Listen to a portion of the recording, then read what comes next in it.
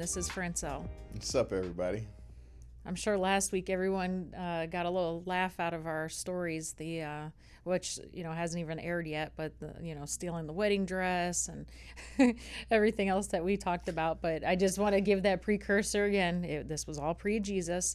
Our lives have changed dramatically over the years, wouldn't you say? I would definitely agree with that. I mean, I think in everything in life, there's seasons of growth. And Yes. if you stop growing, then you should just die. Because, you should keep evolving and learning and bettering yourself. I'm big against complacency. So. Hopefully you're growing in a forward motion. Oh, yeah, always in a forward motion. Mm-hmm. Yeah. So last week we left off with having Seth, and this week we were talking about maybe we would discuss where we were at in life at that time. We were at that time 19 now, married with our second child. Well, you were 20. You were 21 because you had Seth the day Oh, before you know your what? 21st birthday. You're right. So 21, yes, you're right. I forgot about that. Yep, we were 21, 2 kids, and then youth pastors now. Yep. And, whew, in Cincinnati, it was a trip. It was definitely different than Akron. Cincinnati was way different than Akron. I was never really a small person, and I've never been a fearful person, but I will shout out to Vine Street. It scared me. It was the first time I had been in a place where I'm like, oh, roll up your windows and lock your the doors because yeah. This is a little sketchy. Yeah, that was definitely a place you don't walk at night, and if you're driving down the road, you mind your own business and you keep on moving. If you get a red light, you better just hope you don't. You roll that. Yeah, you just keep on going. Yeah. It was crazy because downtown Cincinnati was beautiful, and literally you had beautiful shops, beautiful stores, and literally you cross one street and the street lights are out and there's bars on windows and everything is chained up, and I'm like, holy the metal doors rolled cow. down. Yeah, it was a big transition. But I also remember there was one day, it might have been the first month we were down there. I remember going to the Ohio River and just having this epiphany, shoot, this is the farthest away I have ever lived from my parents, or that I have ever been away from my support network, to where I really have to make this work on my own. I am literally looking at Kentucky right now. Mm-hmm. And that moment was daunting a little bit. Was it daunting for you? No, because I trusted you 100%. Oh, shoot. I figured you were just going to make it work. It didn't matter what was happening. Well, that's true. I did make it work. Mm-hmm. But the Ohio River was literally being that far from my parents is what really opened the door for me to feel as though I could go anywhere and do anything. It really gave me that uncaged bird feeling, to where it's my whole life I've been in a cage. Not in a negative aspect, but there was comfort knowing that my parents were right around the corner, or my grandma or my aunts or uncles and all those things. But then seeing the Ohio River and being that far away, and I'm like, yo, if I can support us here, shoot, we could go anywhere. Mm-hmm.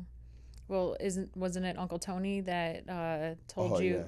What was it that he said? Well, my Uncle Tony has always been a big mentor of mine, just because he's always been in corporate America, and very business savvy guy, just a wealth of knowledge, wealth of information, always advising on how he sees things, never in how I should do things or what I should do.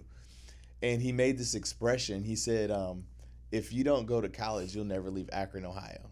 And I'm like, yo, don't ever say something like that to me, because I will fight tooth and nail to prove you wrong. And literally, I was working. Oh no, we had moved to Barberton after Cincinnati, and got a job working at Adam Signs, and they had a job for us in Florida, and they flew us all down here to wrap vehicles. And some guys are about working and some guys aren't, especially single guys. And I wasn't single. I'm like, yo, I got to provide for people. I got a wife and kids, and their work ethic wasn't the same. So I was like, yo, I don't want to come back home. Just give me a bus ticket to Port Charlotte. And they're like, Port Charlotte? I'm like, yeah, because that's where your aunt was at. And I was like, yo, if she lets me crash there, I can make it work in Florida. I don't want to go back to Akron. Why did you want to stay in Florida? Why didn't you want to stay in Ohio? Well, I mean, I understand that, but where you were up in Ocala. It wasn't really a great area where you were. So what made you want to be here? Ocala wasn't a bad spot. It was just out of the way. But it was just so drastically different than Ohio in regards to opportunity and just the pace of life and the sunshine. I mean, that's sunshine alone was like, oh my gosh, you could do activities all year long here. I mean, you can in Ohio, but I didn't want to deal with the snow. And it was just, I felt a strong urge to move us to Florida just because I seen better opportunity. But, and I did several odd jobs, and it was never hard to find a job and make things work. And I don't know, it just felt different. It felt like I was supposed to be here. Every time, I never had a problem getting a job. I always was able to get a job. We were always taken care of for the most part. Yeah, we struggled a little bit, but I mean, there was always opportunity. Mm-hmm. Where in Ohio, it seemed like there were minimal opportunities. I mean, if you weren't working in a factory, you were working for a temp agency. And if you weren't working for a temp agency, you were working for day labor. And there was never really any opportunity to dive into something to sustain yourself long term. Yeah. And we've had other friends that have dealt with that exact same issues. And I think, in my opinion, some of them still do. Yep. It's unfortunate, but. Yeah. So then we moved to Florida. Le'Veon was 2. Yep. And we moved down here just before Seth turned 1. Right. Yep. And I just remember the first real job I had working down here was as a correctional officer. And that didn't last too long because I told my grandma, I was like, oh yeah, I'm working as a correctional officer for the state. And she was like, you're in the prison? And I was like, yeah. She was like, ooh, I don't like you working in the prison. She was like, I'm going to pray that God gets you a different job. And 2 days later, I got fired. I'm like, gosh dang, Grandma, stop praying. I got benefits. I could have had a pension. Mm-hmm. All these. No, baby, I didn't want you in that environment. Okay, Grandma. The power of Grandma's prayers. Hey, man, listen. God heard her prayers in that moment. But it wasn't a bad scenario. It's not like it hurt us financially. I was able to get another job, immediately almost. And I learned so much, got so many different skill sets. And a lot of it, I mean, every job that I've had has prepared me to be where I am today, if you want to look at it holistically. I mean, even when we were first married, I was doing frontline promotions, going door-to-door sales.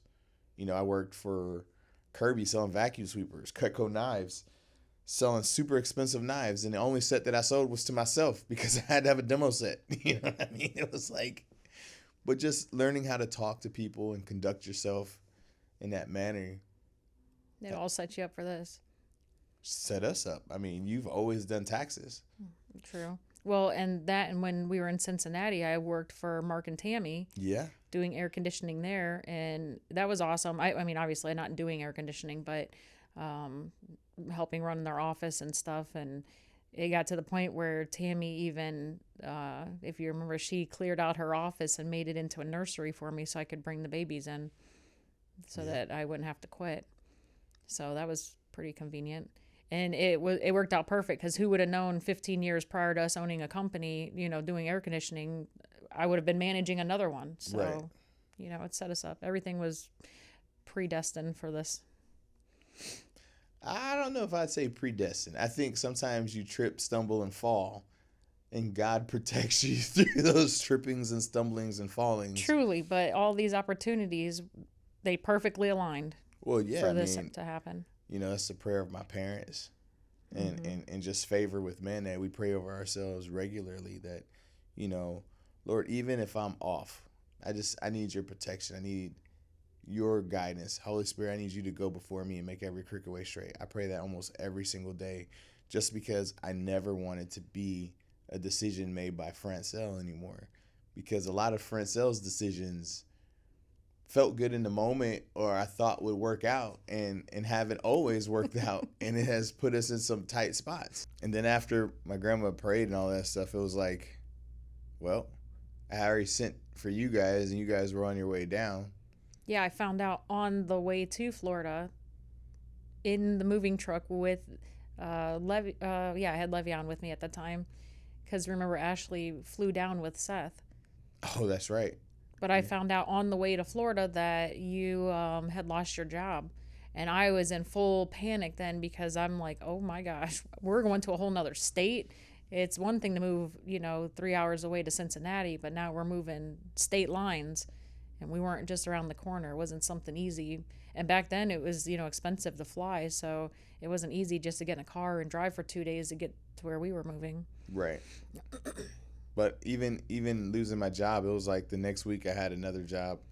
I think I was doing working as an electrician's helper, something like that. And then, yeah, I think that's what it was. Yeah, because that was right before the collapse, when the economy changed. Yeah, I think so. I'm not sure. It's weird because I don't remember when I started working road construction or when I did electrical. Because it seemed like it was kind of in that same... We got here in, 2005? Mm-hmm. Yeah, so, I had to have been working electrical. And then, because 2007 is when I was working at Hubbard doing road construction. We moved here in 2006, actually. Seth was born in 2005.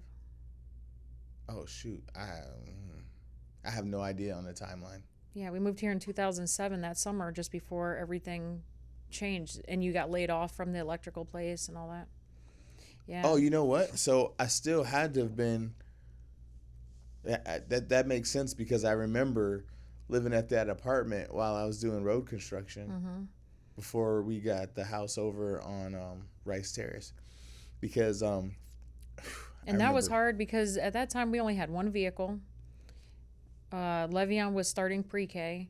You were working 12-hour shifts there. And then had lane closure some nights. Yeah, so you had to work night times too. So I would have to pack up the babies, take you to work, come back home, pack them up, take Le'Veon to pre-K, come back home. He wasn't at pre-K. Yeah.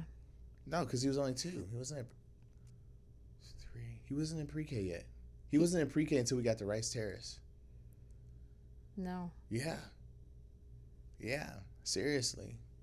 Well, even still. But I remember lane closures sucked because we'd have to work a regular shift, go home for a little bit, and then be back to the job site at like 3 o'clock in the morning, and then work from 3 until 6, or sometimes even till 8. And there'd be times I would come up to the job site and you or the other guys would, I don't remember if it was like the shipping containers there, but there was stuff there that you guys, like if the bucket was tilted a certain way, you guys would be sleeping in the bucket. Oh man, we were sleeping underneath the doggone excavator. Yeah, and it's the machinery. Funny, I remember like a story a couple years ago where this dude got smashed by a roller, and I'm like, that's so dumb. And then I thought about it, I'm like, oh well, there's shade there.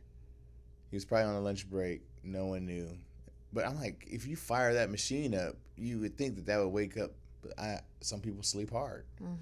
That's a bad spot to sleep. I think the worst thing that happened when you were there is the guy that cut his hand. Oh my! Cut his hand.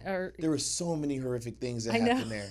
So like some of the things I seen, like I watched one guy grab the cable from the crane and let his fingers go into the block, and I literally watched his fingertips go pow pow pow pow, and now his hand is in the block.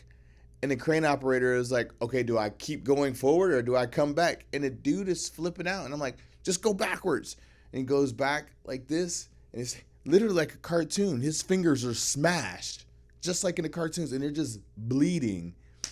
And then I watched the other guy pick up a skill saw. And he has the board in his hand. And he's just trying to rip a piece of it off and goes, yank. And he looks at me just like this. And I look at him like, okay, pick your fingers up. Let's put them on ice and get you to the hospital. Like all 4 of these fingers just got chopped off. And I'm like, what about the guy that backed his car down the river? This dude, into the river. He jumped off the curb over a pipe and then and couldn't swim, and he didn't even have his license. Mm-hmm. The crazy things that happened on that work site when I worked there, I was like, man, common sense is not. Where common. was OSHA? Who like this? Oh, I won't even speak to that because, man, I'm telling you what. Oh man, there's this funny song. It was like, in a world of ocean violations. Like, man, I hate that. That makes me think of Willy Wonka. That's what it's based off of, Willy Wonka. I can't do it. I can't do it. I'm telling you what. Like, I remember the dumb things about OSHA. Right? They would come, and if you had a nick in your drop cord, they would cut it off at the end of it. Or if your drill or your corded drill had a nick in it, they would cut it off right at the drill so that you couldn't use it. All right, that's all cool, fine and dandy, but nobody's. Oh, I guess I can't say nobody's getting electrocuted because I got electrocuted. Like, shoot. I forgot about that. So many times.